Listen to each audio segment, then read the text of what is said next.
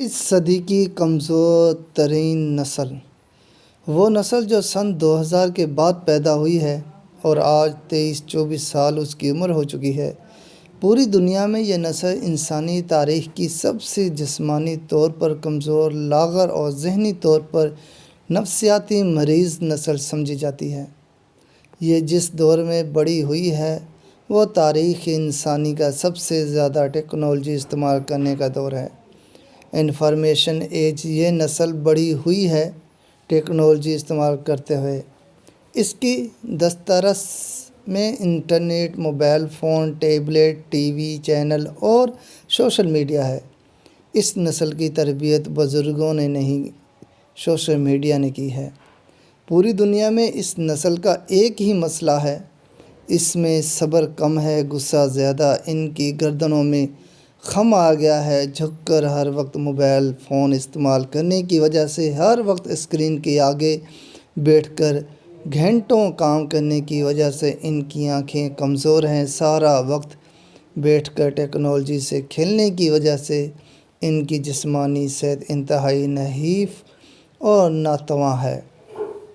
اور انسانی تاریخ میں یہ نسل سب سے زیادہ وقت لے رہی ہے اپنی پیروں پر کھڑا ہونے میں۔ مغربی دنیا میں لاکھوں نوجوان زی جنریشن کے اب واپس اپنے ماں باپ کے گھر لوٹ رہے ہیں، کیونکہ وہ باہر کی دنیا میں گزارا ہی نہیں کر سکتے۔ ان کو بومی رینگ جنریشن کہا جا رہا ہے یا بومی رینگ چلڈرن، آسٹریلیا کے اس قدیم ہتھیار کے نام پر جس کو ہوا میں پھینکو تو وہ گھوم کر واپس اپنے مالک کے پاس آ جاتا ہے۔ پاکستان میں اب اس کو ٹک ٹاک جنریشن کہہ سکتے ہیں، اور کسی پاکستانی کو یہ بتانے کی ضرورت نہیں کہ اس جنریشن کا کیا حال ہے، کیا ان کے اخلاق ہیں، کیا ان کی تعلیم ہے، کیا ان کی تہذیب ہے، کیا ان کی زبان ہے، ان کی تربیت ہے، اور کیا تاریخ اس کا مستقبل ہے۔ ذرا سوچیں، یہ ملک کی تقریباً 40 سے 50% آبادی ہے، یعنی تقریباً 12-10 کروڑ۔ سوچئے اگر پاکستان کو غزہ، عراق، شام، لبنان، لیبیا یا یمن جیسی آزمائش کا سامنا کرنا پڑے تو اس نسل کا کیا حال ہوگا۔ یہ لکڑی سے آگ نہیں جلا سکتے، ان کو نقشہ دیکھ کر مشرق اور مغرب کا علم نہیں ہے، ہتھیاروں کا استعمال اور سروائیول تو چھوڑ ہی دیں، یہ دھوپ میں آدھا گھنٹہ نہیں کھڑے رہ سکتے، نہ 5 کلومیٹر پیدل چل سکتے ہیں۔ یہ نسل نہ جسمانی سختیاں برداشت کر سکتی ہے اور نہ نفسیاتی سختیاں۔ اسی لیے معاشرے میں سب سے زیادہ شادیاں اسی نسل کی فیل ہو رہی ہیں، کیونکہ ان کو رشتوں کو نبھانا ہی نہیں آتا، چھوٹے بڑوں سے بات کرنے کا سلیقہ نہیں ہے، معاملات کو سلجھانے کا صبر نہیں ہے۔ آج آپ ویڈیو گیم کھیلتے کسی بچے کا نیٹ بند کر دیں، پھر دیکھیں کہ اس میں کس طرح جن گھستا ہے۔ چھوٹے چھوٹے بچوں نے اپنے پورے خاندان قتل کر دیے صرف انٹرنیٹ بند ہونے پہ۔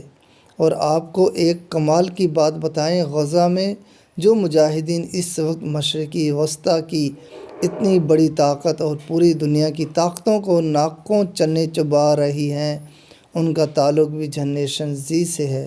مگر غزہ والی وہ نسل ہے جو آگ اور خون کی بھٹی میں پک کر جوان ہوئی ہے، جس کی راتیں ایک راہب کی طرح اور جن کے دن ایک ششا سوار کی طرح ہوتے ہیں۔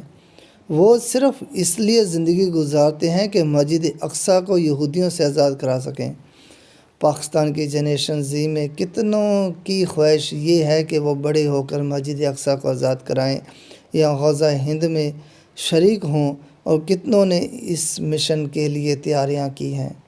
اس سوال کا جواب اتنا تکلیف دہ اور خوفناک ہے کہ انسان کو ڈر لگنے لگتا ہے کہ جو نسل نہ اپنے کسی کام کی ہو، نہ پاکستان کے کسی کام کی، نہ سیدھی نہ سید رسول اللہ صلی اللہ علیہ وآلہ وسلم کے مشن اور امت مسلمہ کے کسی کام کی، پھر اللہ اس نسل کو کیوں رکھے گا؟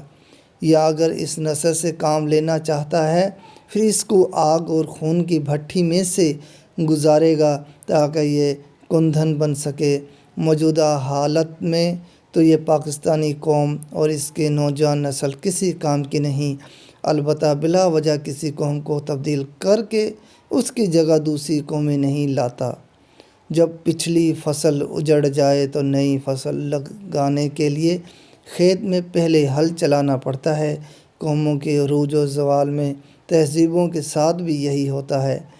گلی سڑی تہذیب یا قوم کو اکھاڑ کر اس کی جگہ ہل چلا کر پھر نئی قومیں وہاں آباد کی جاتی ہیں۔